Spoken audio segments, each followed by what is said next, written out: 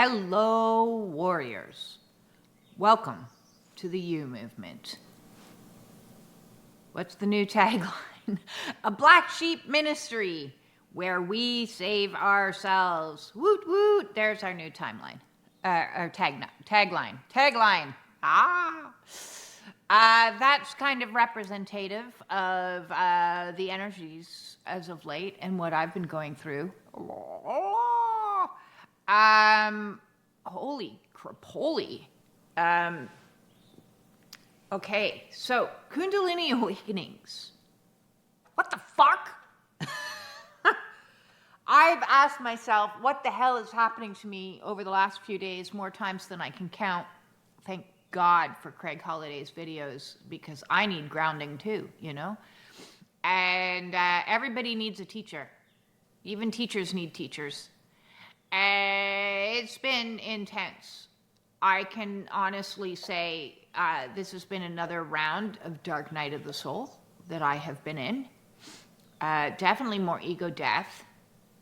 I believe I have come to the first aha. I'm sure there'll be many more over the next couple of days in the illumination that is this gigantico blue moon.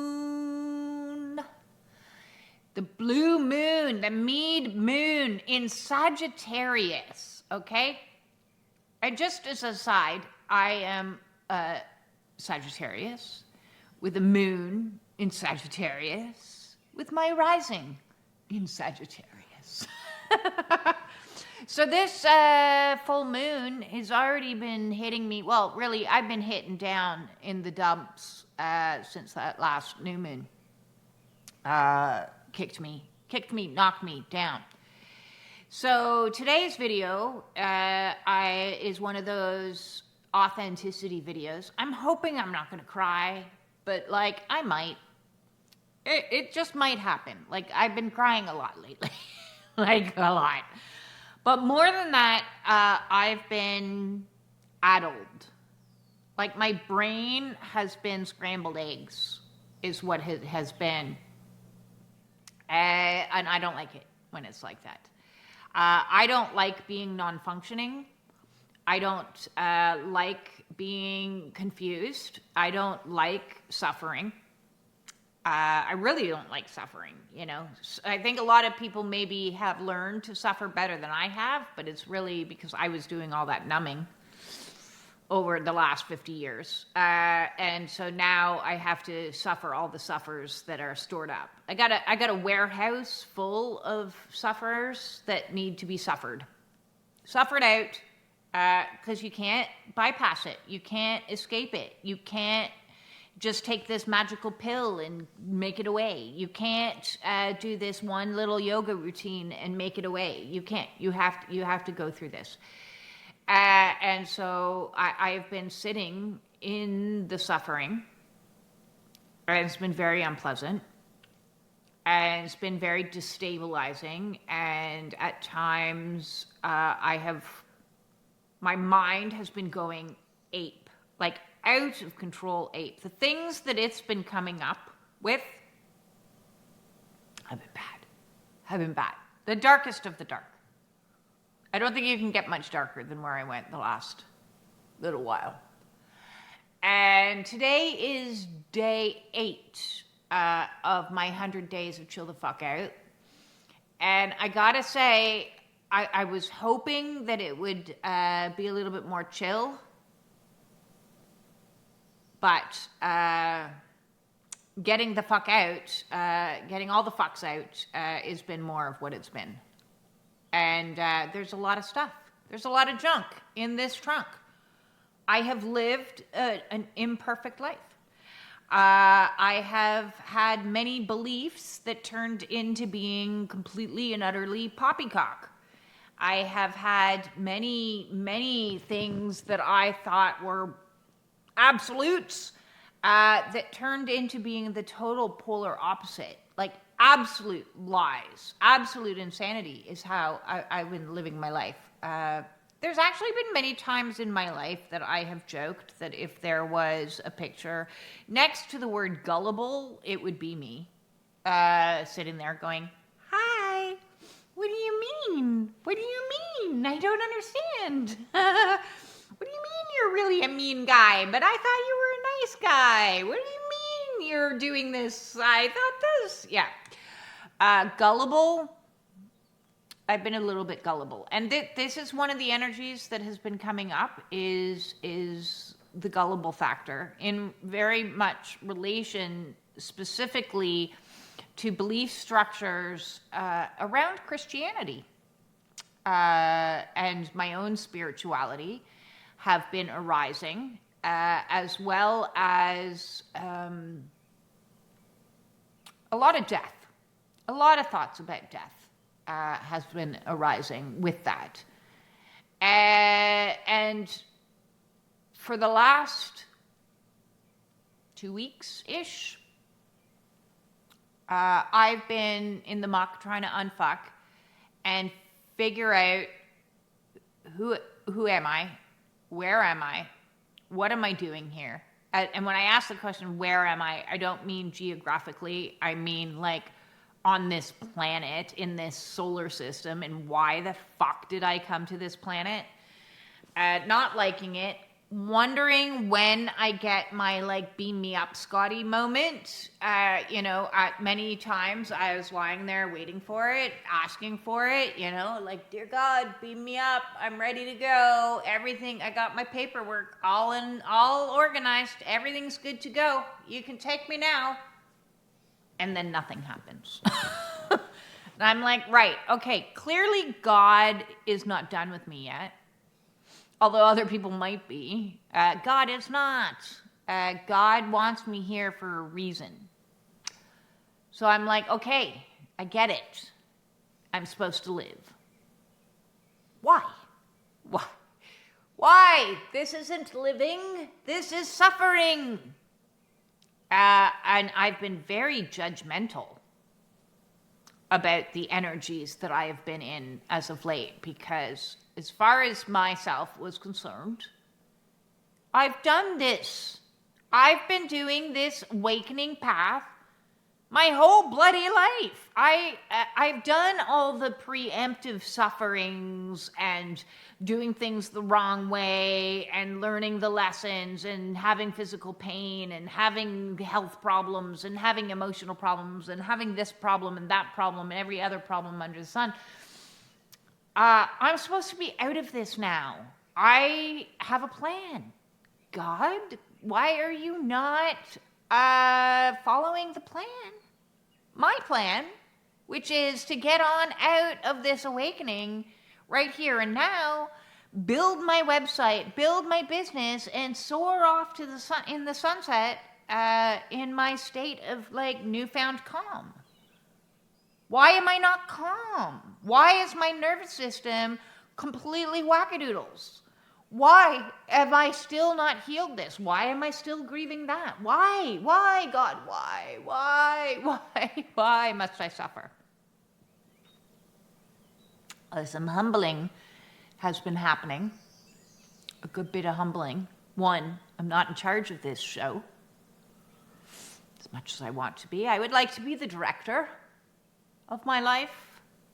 Apparently, I am not. It will happen in divine time, in divine way, when the divine says so. And if the divine says, you got more suffering to sit in there, lady, then that's exactly what's going to happen. I can't circumvent that. If I've got more loneliness to experience, then I'm going to sit in it and cry in it and be in it, and it's going to be miserable. And if I have more fear, then bring on the fears. Oh my God. It's been like a circus. It's been a circus of fears. I could almost hear them now, dancing around me, like laughing their heads off at me because I finally got it. For a couple days there, I wasn't getting it. I was like, oh no, what have I done wrong? Did I fuck up my own awakening? I'm sorry, God, I failed you. I literally was praying to God, asking for forgiveness because I figured I'd failed. I was judging myself. More judgment. Oh, we're learning the lessons of judgment. Oh, it stings. I was judging myself quite severely, thinking that I had failed. Well, I've heard that word so much in my life, so I just was like, I failed God.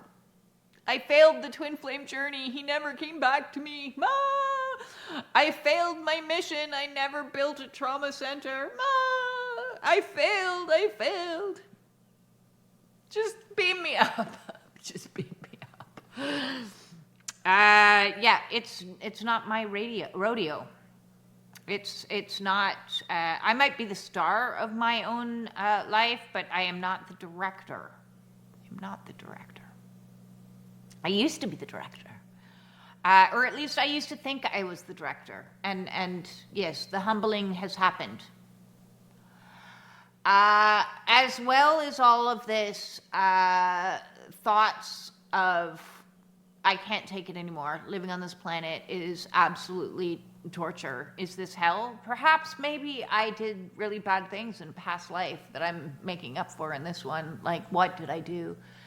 And that's not what it is. It really isn't what it is. It is sitting in it. One of Craig Holliday's videos that I watched recently, because I've been watching them on repeat, had said, learn to love your suffering. I was like, I've spent my entire life looking for the way to avoid suffering, my way around suffering, not my way through suffering. Like, actually sitting in suffering is not something anybody wants to do. It goes against your natural inclinations as an organism. So I want to go into this a little bit, because I have owned, and I will own outright, that I have, and I'm going to frame this in a way. So trigger warning, okay? As a child that was adopted and abused, I had no escape. I had no safe person. I didn't have, like, family members that came and checked on me and, like, cared about me. They lived in a different province on the other side of the country. I didn't have neighbors that interceded on my behalf and was like, oh, come over to my house, dear, and we're going to make you some muffins and make everything all better for you, and I'm here for you when you need to talk. Didn't have that either. Did not have the school nurse or teacher or anyone that was like, I'm very concerned about something. Let's talk. Let's get into this. I had no one. And so when you're a young person and you have no one and nowhere to go, your mind does things. And my mind, as a very young person from a very young age, went to, well, I'd rather be dead. Because you read books, and the books are all about going to heaven, and heaven's a magical place, and Jesus is there, and I want to go there. That's where I want to go. So while other children were fantasizing about Disney World, I was fantasizing about heaven and being off of the planet of suffering. And when I was 15, in another state of suffering, whatever was happening at home with my mother, I very superficially cut myself. It's certainly not enough to do any damage whatsoever. I quickly learned I don't like that. That hurts. That's just more suffering. And it resulted in my mother being furious with me and very pissed off and said, right, now I have to take you to the hospital. Get in the car. Stupid girl. Off into the car I went. And it was protocol that because of the nature of the injury, that I be taken to Sick Kids Hospital in Toronto, where I was put in a 3-day hold at the age of 15. and I was put on suicide watch. I thought it was rather stupid at the time, to be honest. I'm like, what am I going to do? I'm in a hospital, and like they wouldn't shut your door, and I'm like going to hurt myself with this toothbrush, like. But I had an attitude, right? I had a wee attitude. I had an attitude because that attitude protected me. And how the story goes is, for 3 days, I was interviewed routinely by the psychiatrist who came up to his own conclusions, whatever those were. And at the end of those 3 days, there was a family meeting that was called, and everyone needed to attend. And so my brother flew home. He was out west. He flew home, and there was this family meeting that happened. And I knew within 3 minutes that this meeting was turning into a shit show. My mother gave the look, which like nodded at my brother, which said, okay, go. Now you know what to do. You know how to perform. So he immediately started cracking jokes at my expense in front of the psychiatrist. The psychiatrist was like trying to like wrangle all the like circus into something that was going to be like serious and focused on me.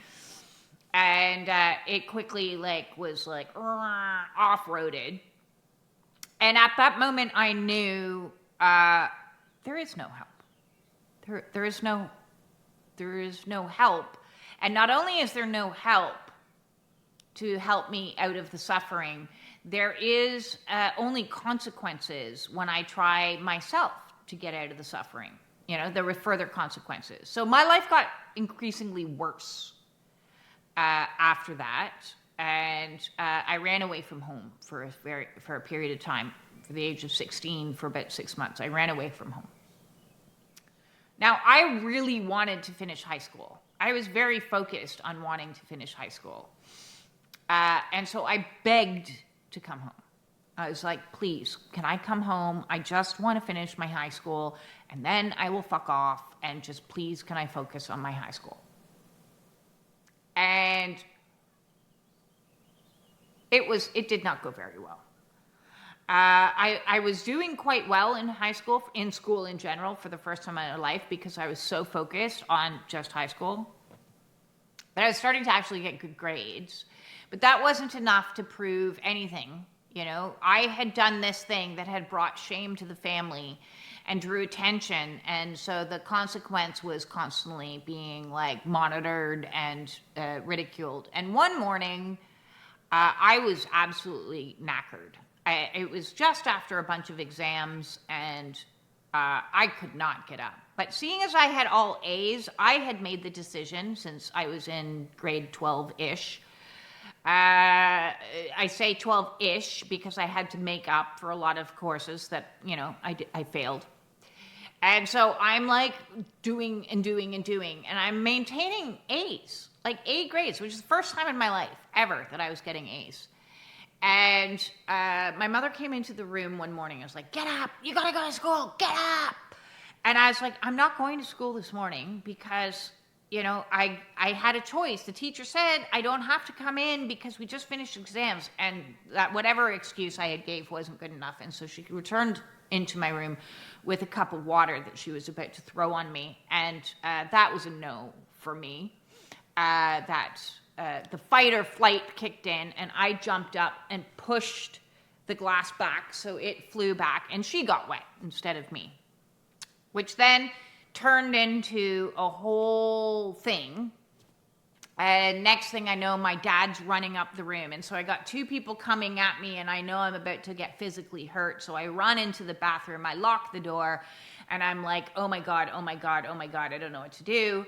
My father breaks down the door. I grab hold of the shower curtain and I kick so that I can get my way through, and I run down the stairs, and I run all the way to school, and I run all the way into the guidance counselor's office, and I'm like, somebody's got to help me here. Like, you people got to help me.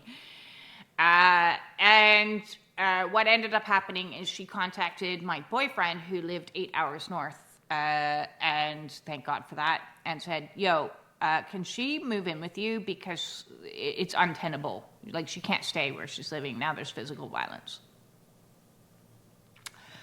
So I moved very shortly thereafter and attempted to finish my high school up in Sault Ste. Marie, Canada. And I learned very quickly, the lesson was, if you think that there is a quick solution to a temporary problem, you only make your life worse. You only make your life worse. But it was already imprinted in me from all the years of the trauma, this fantasy of heaven, this fantasy of heaven. And so through my life, when things got bad, and when I went through my first divorce with that boy who I had moved in with, we got married at age 20 and divorced at age 22, because it's a really stupid thing to do, to get married at age 20. But I was trying to create a family for myself, is what I was trying to do. I was trying to play house. Far too soon, and far too wounded, and far too immature to make any decisions about marriage. But that's what I did. And when we broke up, the fantasy materialized. And I said to myself, oh, geez, that's not good to have that fantasy. That's bad. I better do what you do, right? What do you do when you have a fantasy? And I don't like to use the word suicidal ideation, because what that represents is making a plan. That's exactly the opposite of what I was doing. I was suicidal idealization of, like, wouldn't heaven be nice? Wouldn't that be a preferable place to be compared to this suffering that I'm experiencing? So when my suffering got to a point that was scary and the thoughts of heaven materialized, the thoughts of not being here materialized, I was like, oh, fuck. I'm scared of this. I'm scared of these thoughts. I don't want these thoughts. This isn't good. So I'm going to do what you're supposed to do, which is to seek help. So when my first divorce, I sought help, and I was put on a bag full of pharmaceuticals. And because it was a trauma bond, because that became detached.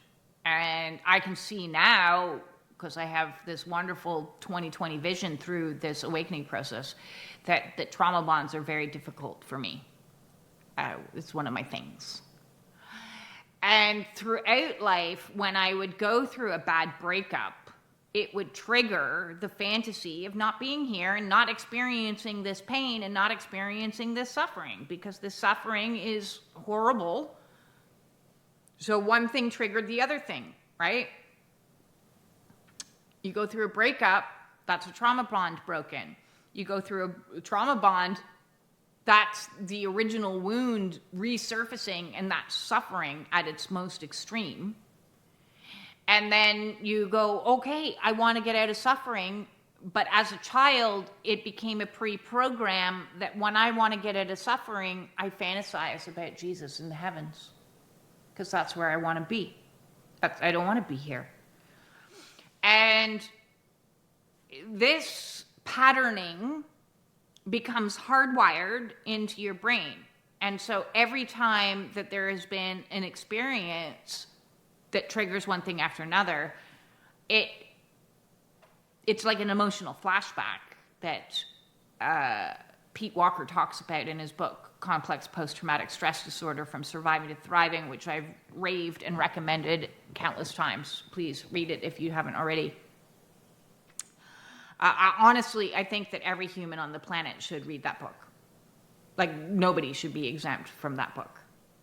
Oh, there's a bunny on the lawn visiting.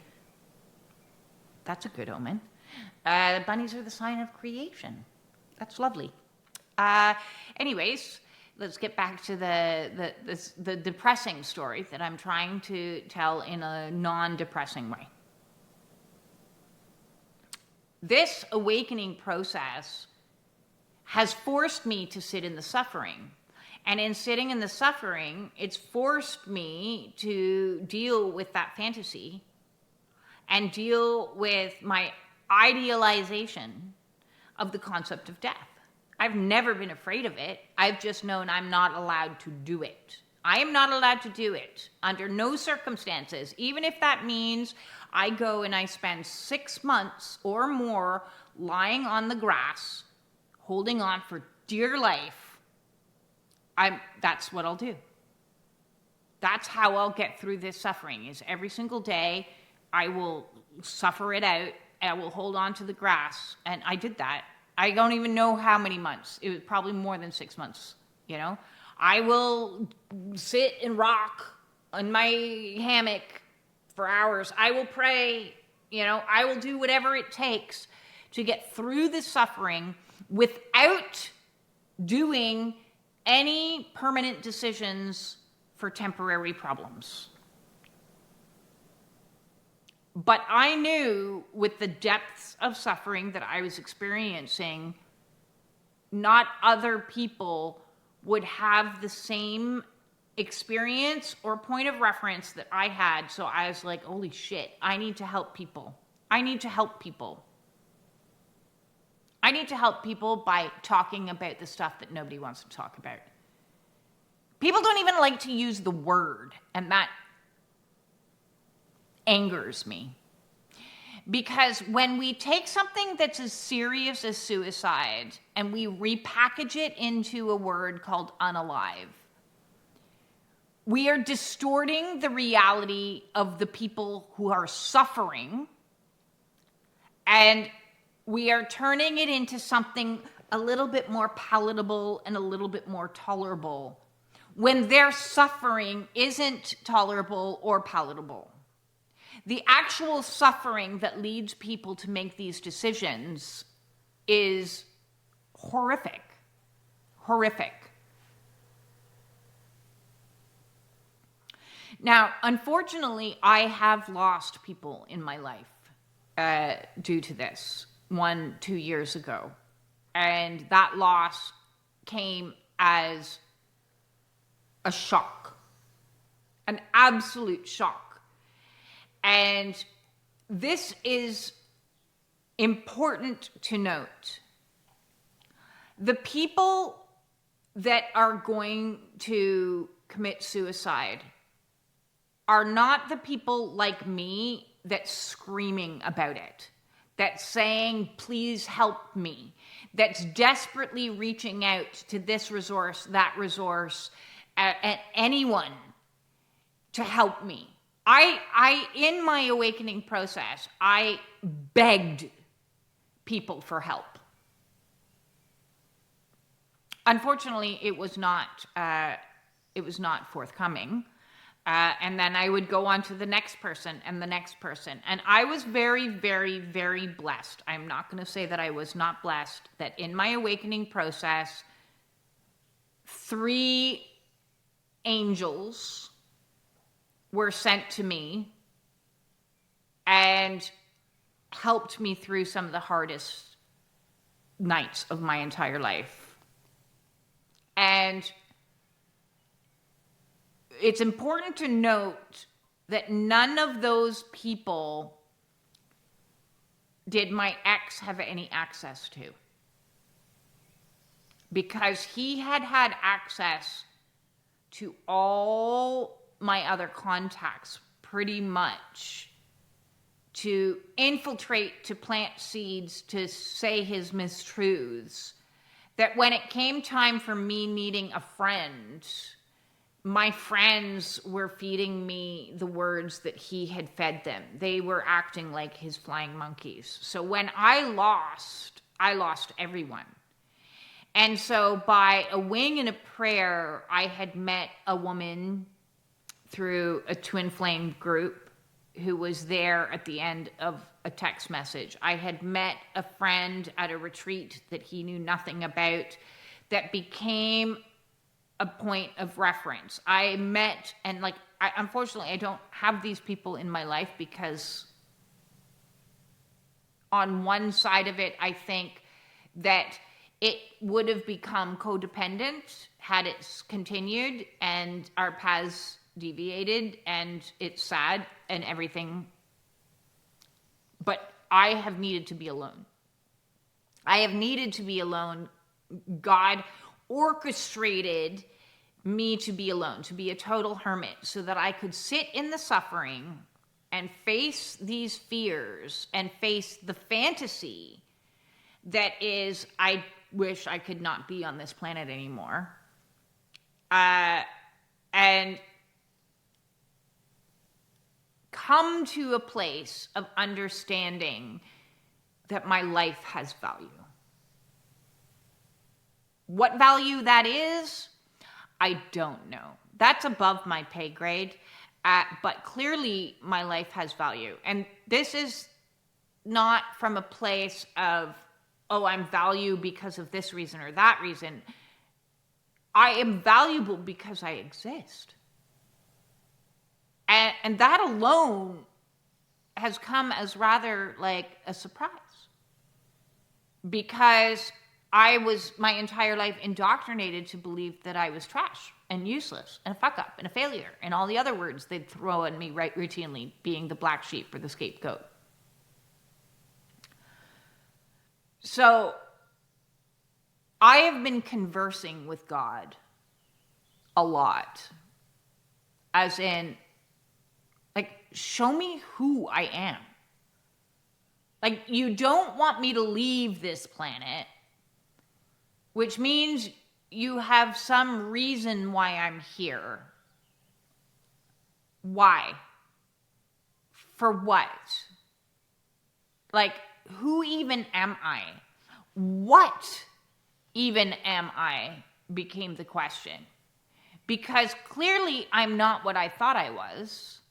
I'm not who I thought I was. In no way, shape, or form do I even recognize who that person was. I have so much empathy for her. Oh my God. Oh my God. Because part of surviving for me for 40 plus years was denying. Was denying that I was suffering. Was denying that I was being abused. Was denying my own choices on how I was choosing to survive were addictive and maladaptive coping mechanisms. And the more that I denied, the more suffering I accumulated, and the more suffering I've had to release. And part of that has been coming to the realization, and like the realization that I was abused. And I didn't want to be that person. You may have noticed, like, I like to be on stage. I like to show a joke. I like to do this and do that and like be a vibe. That's who I like to be. And I like to be strong. I like to be self-sufficient. I like to be willful.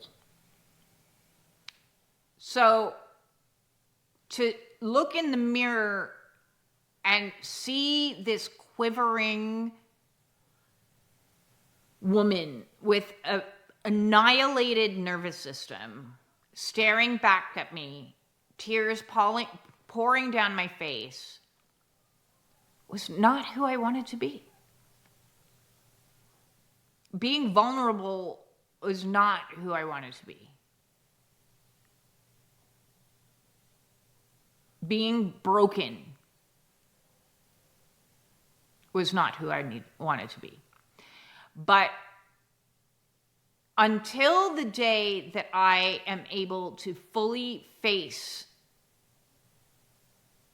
and integrate and ground the truth of what I have experienced and what I was, I can't fully integrate or grasp who I am.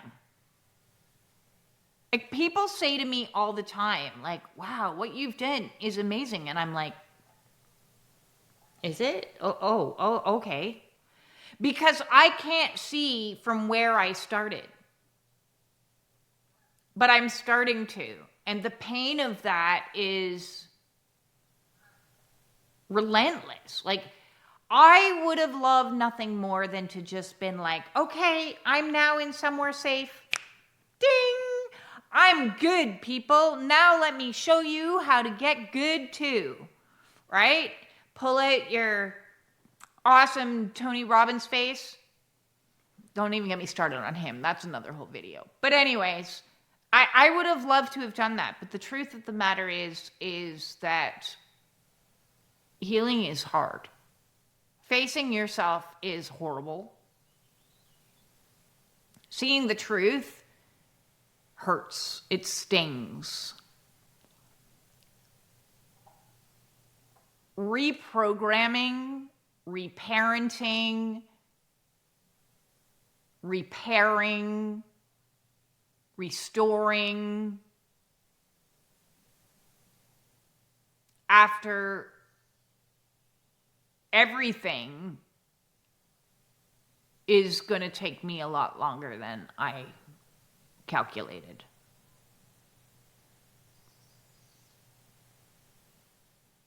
I still have a good few health issues.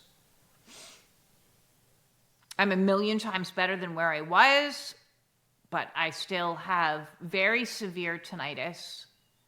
I still have pain here.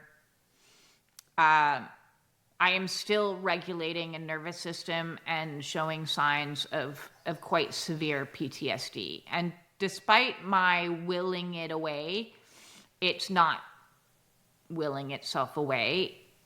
It's forcing me to alter my entire plan. Having a plan on an awakening is a joke. No plan. So my new strategy, my new mission of 100 days of chill the fuck out means going slower, means sleeping more, means staring out at the lake. It means crying when I'm lonely. It means soothing me while I'm suffering. It means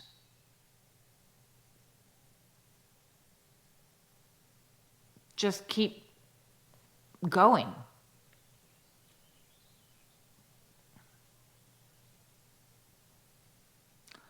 So I'm here to give you a realistic view of what healing is like with no bullshit. You don't just drop the weight and then your life changes. You drop the weight and then a whole bunch of other problems come about that need to be healed because you carried the weight. You quit the substances, then you have a whole bunch of new problems to deal with in sobriety.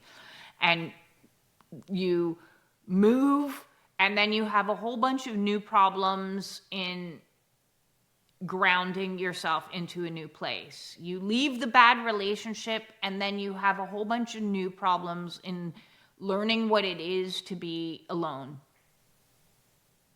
And man, that's hard. It is very, very hard. And I want you to know what it's really like. There is no magic pill. There's no magic moment that just makes it just magically become unicorns and fairies, and there is no just change your thinking. In fact, I think that is one of the nastiest things that anybody can say to you when you have been through years of trauma and have basically a brain injury. Now, I am blessed because I have a quiet place to heal. I have a team of people helping me heal, and which includes an osteopath, massage therapist, a world of light workers out there in the world for me to reach out to, which is fabulous. And now a holistic herbal guy that I'm going to go to and check out and see what he has to say. So I am very lucky that God has provided me with the resources to be able to pay for my recovery. I worry that eventually I'm going to get to a place and there's going to be like nothing left and I'm going to be up shit's creek without a paddle, so to speak. But all I can do is have faith. That's it. That's all I can do is have faith that God saved me. God moved me. God brought me here. God wants me alive and won't beam me up. So I will be provided what I need when I need it. What that will look like, I don't know. I just invested a whole bunch of money in a website that I'm going to give myself about a year. And if it doesn't work out, it doesn't work out. I thought that I would be able to help a lot of other people through the shit that I've been going through because it's hard. And I think that there's a lot of people out there that are offering not helpful advice, from what I gather, because when I went searching high and low for the answers on how to navigate through this, one of the things and the challenges that I found was that there's a lot of misinformation. Oh my God, especially around the twin flame journey.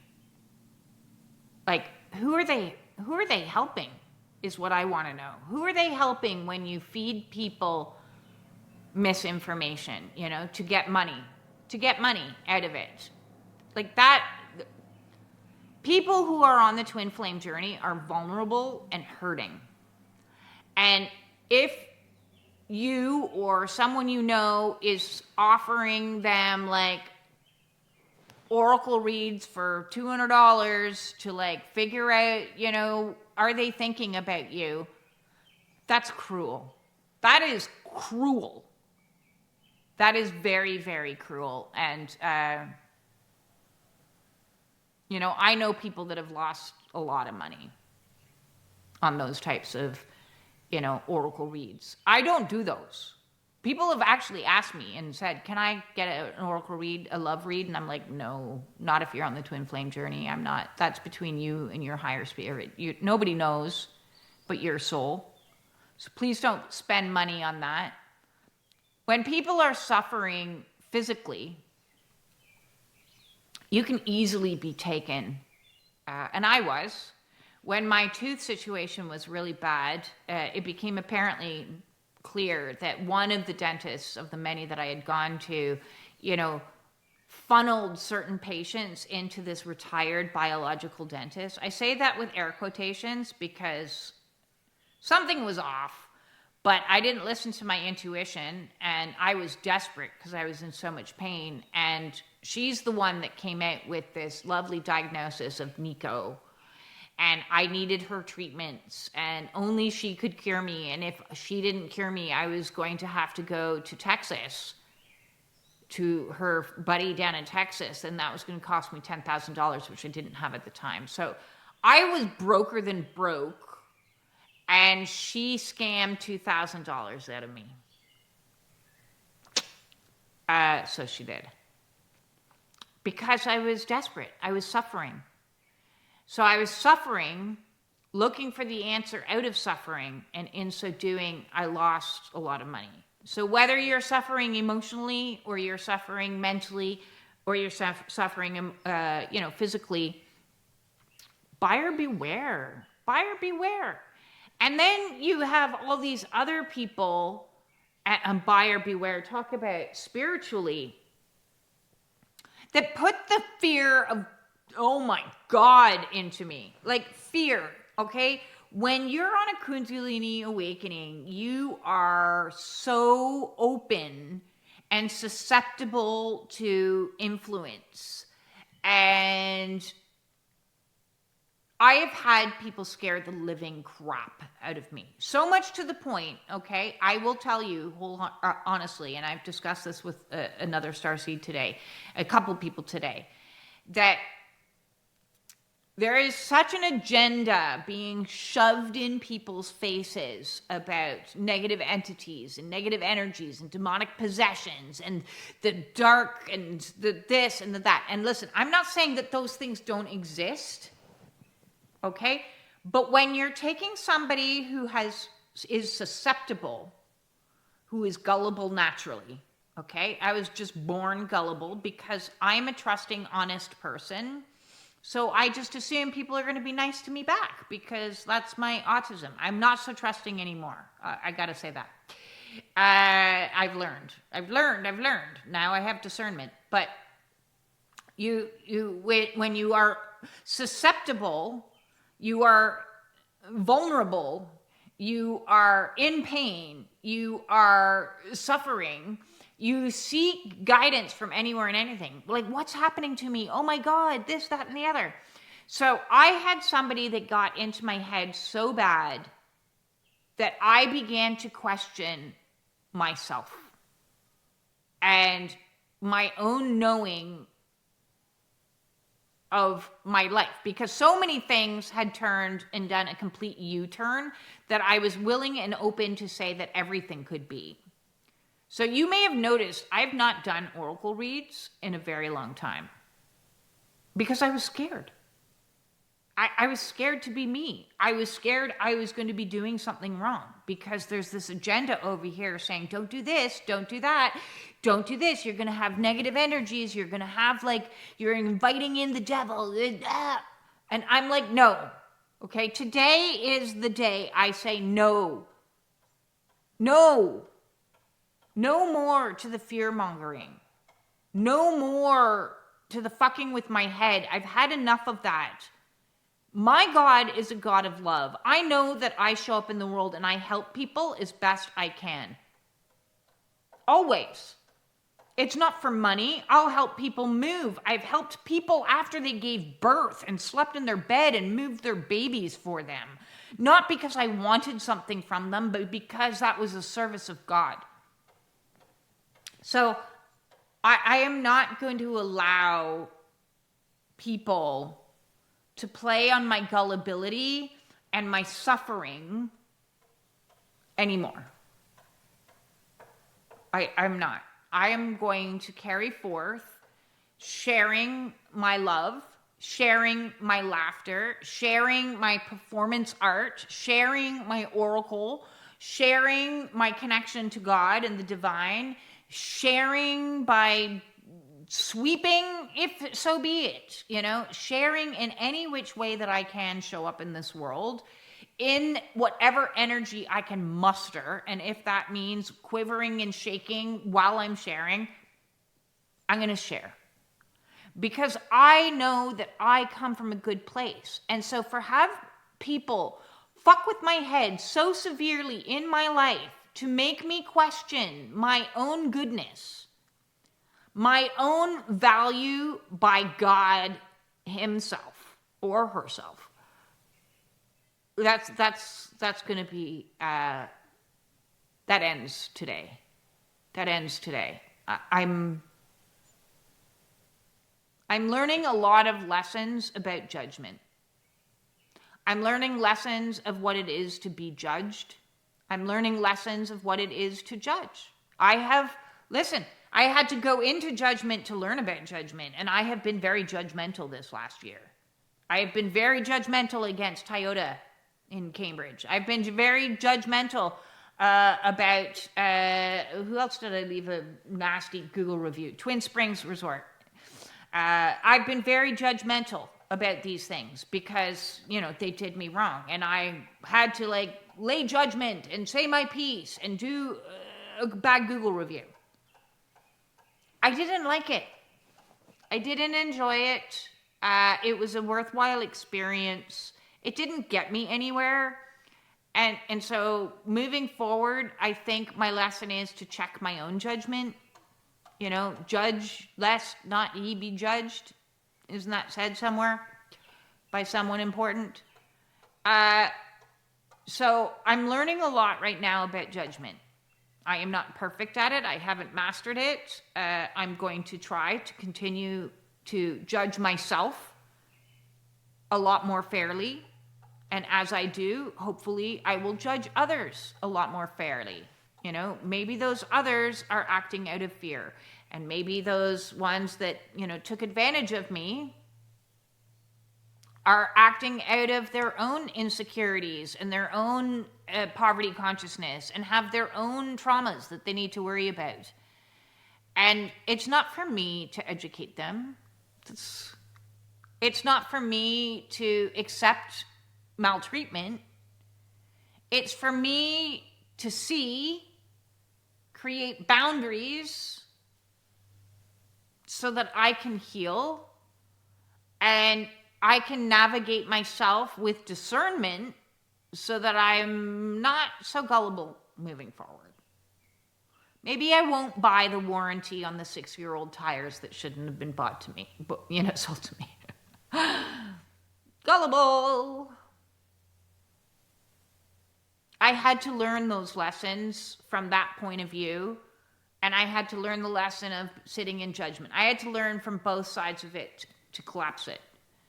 I had to learn to be in both sides of fear and staunch belief to collapse it. This whole Christian judgment thing has been plaguing me a lot lately, to the point where, as I said, I stopped doing my oracle reads, and I was even scared to speak light language. But I know my light language is light. And I know I speak from, it heals. It's healed me. I've had spontaneous healings. So I know it's from the divine, and I know I am from the divine. But I needed to understand this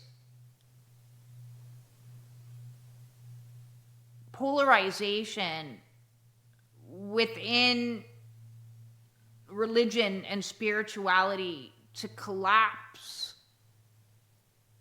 ancestral wounds that have been passed on. I've spoken in previous videos that my mother was raised by Christian Scientists and became anti-religious. And as I've been battling for the last week going, oh my God, negative energies, demonic forces, what's happening? I realize that I am collapsing the ancestral wound that was passed on from my grandmother to my mother and to me. And so it's my job in this awakening path to say no more, to clear that. So I am grateful that I had this aha today after a hellish few weeks in Dark Night of the Soul. And I am going to treat myself by going to a witch gathering this evening to meet some lovely ladies in my local area who are doing a full moon celebration. And the me of a week ago in panic would have been like, oh no, I shouldn't, they're witches. Even though, like, I myself have been pretty witchy most of my entire life.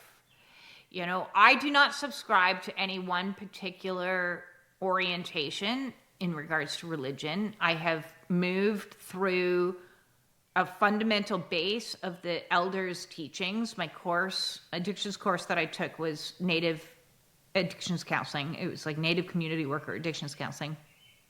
So I was rooted in what would have been deemed or judged pagan beliefs. In university, I traversed understanding what Wicca was all about. And I was like, yeah, that's pretty right on. Understanding plants and herbs for healing. I dig it.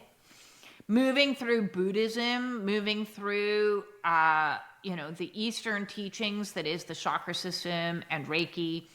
And so I have been in my own life judged many times over. I can even remember a neighbor said that I was performing witchcraft, which was Reiki. And I was like, that's not what I do at all. But okay. So I am closing the door now on judgment. And I'm going to open the door on Jesus. Because Jesus's teachings are actually all about not being judgmental. So it very confuses me. It really confuses me how people who are Christian can call themselves Christian when they themselves are judgmental. But I will no longer judge those who are judgmental, because that too is being judgmental. And that is the role I have sat most of my life. It's like, don't judge me, you're judgmental. So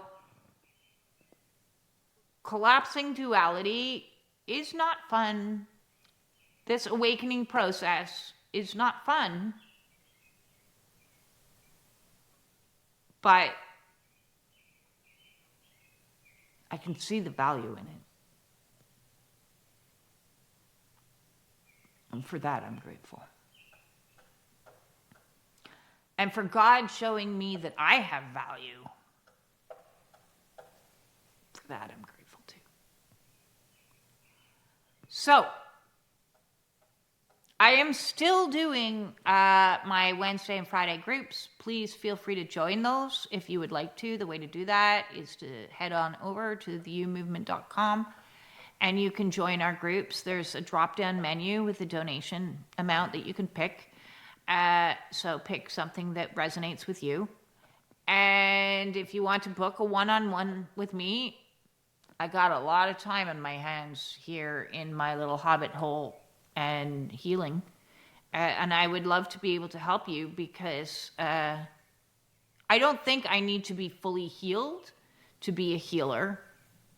In fact, me being in it kind of helps you while you're in it too, because I'm not walking around with any pretenses that I'm somehow finished.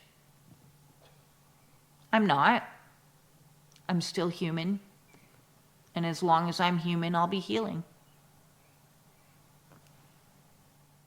That all said, I'm sending you so much love. And I hope this inspires somebody to not make a permanent decision for a temporary problem. Hold on. One more day, even if that means lying in the grass. And if you're that bad, then please reach out. Reach out. Let's talk about that. Peace in.